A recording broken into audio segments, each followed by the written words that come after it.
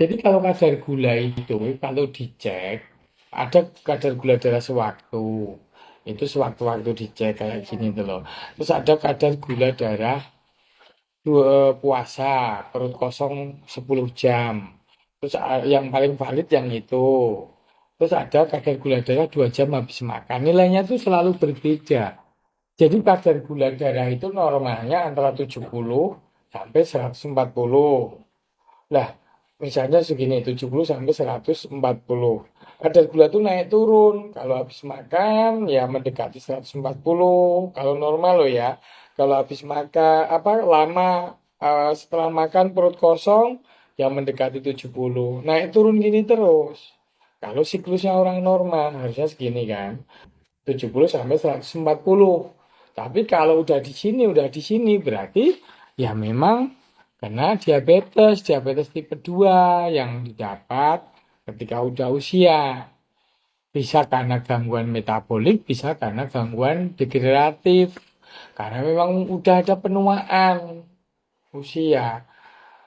Kalau memang mau lebih valid untuk tahu kadar gula darah rata 3 bulan terakhir tuh cek tadi HbA1c.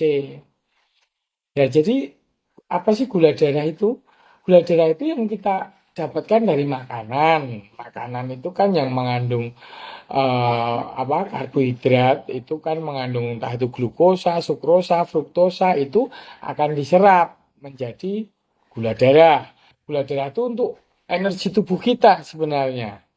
Gula darah itu di dalam sel bahan bakarnya bareng sama oksigen yang kita hirup menjadi tenaga sel-sel tubuh kita. Tapi kalau kadar gula darahnya terlalu tinggi itu berarti gula darahnya itu banyak di selang pembuluh darah sini nggak bisa masuk ke dalam sel-sel tubuh. Harusnya masuk ke dalam sel-sel tubuh. Seluruh dari ujung rambut sampai ujung kaki kita itu membutuhkan gula darah. Tetapi kalau gula darah tinggi berarti gulanya nggak bisa masuk ke dalam. Karena resistensi insulin namanya. Jadi gula darah itu ibarat masuk kan di dalam perut kita, kemudian diantarkan ke seluruh tubuh dengan truk. Ya, ini misalnya pusat kota, ibu kota Jakarta. Ini dianterin melalui truk pengangkut insulin tadi ke mana-mana, masuk ke dalam desa, kecamatan, masuk ke rumah-rumah. Tapi kalau orang punya diabetes itu, sopir truknya udah nganterin ke depan rumah, udah ngetok pintu rumah, tapi pintu rumah nggak dibukakan. Sulit kebuka karena ada banyak faktor. Faktor misalnya pernah gemuk waktu muda, pernah darah tinggi, ada faktor keturunan juga ada, faktor gaya hidup kurang tidur, kelelahan, stres, banyak minum manis, itu di riwayat yang bertahun-tahun itu bisa terjadi. Anak kecil bisa nggak?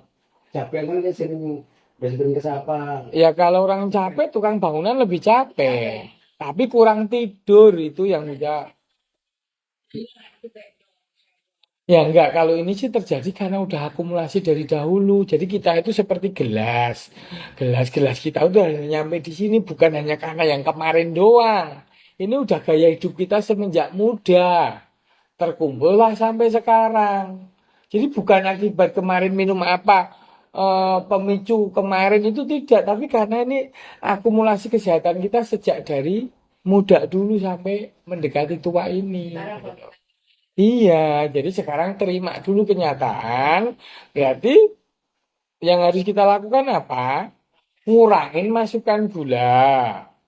Sama membakar gula yang kebanyakan di dalam darah tadi dengan olahraga, dengan jalan keliling RT, RW, sepedaan atau apapun, senam. Ya, sama nggak? Hah?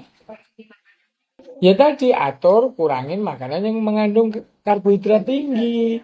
Ya, banyakin protein, lemak maupun buah sayur. Buah sayur selalu yang terbaik. Buah tuh bebas buah yang penting ya jangan yang manis berlebihan ya jangan kayak gitu. Sebenarnya ada namanya indeks glikemik. Indeks glikemik itu seberapa cepat kadar gula darah atau seberapa banyak kadar gula darah itu bisa naik ketika kita makan makanan tertentu. Nah, namanya indeks glikemik. Kalaupun memang mau Tahu di internet langsung ada, misalnya nasi, indeks glikemiknya berapa, terus kemudian gula pasir, kemudian buah misalnya dari yang paling itu semangka, semangka. Kalau durian, itu yang indeks glikemiknya paling tinggi ya kisaran semangka, durian kayak gitu. Kalau yang kayak semacam jeruk, apel itu sih masih baik-baik saja kayak gitu. Tapi tetap buah lebih baik dibandingkan maksudnya kayak makanan yang isinya karbohidrat simplet, itu kayak tepung-tepungan, nasi itu paling cepat kadar gulanya naik kecuali eh, gula apa beras merah loh ya. Terus kalau misalnya kayak jagung, ketela itu relatif lebih rendah indeks glikemiknya. Jadi kalau mau ganti boleh nasi dikit, nasi putih. Nanti sore malam banyakin buah sayur gitu. Ya.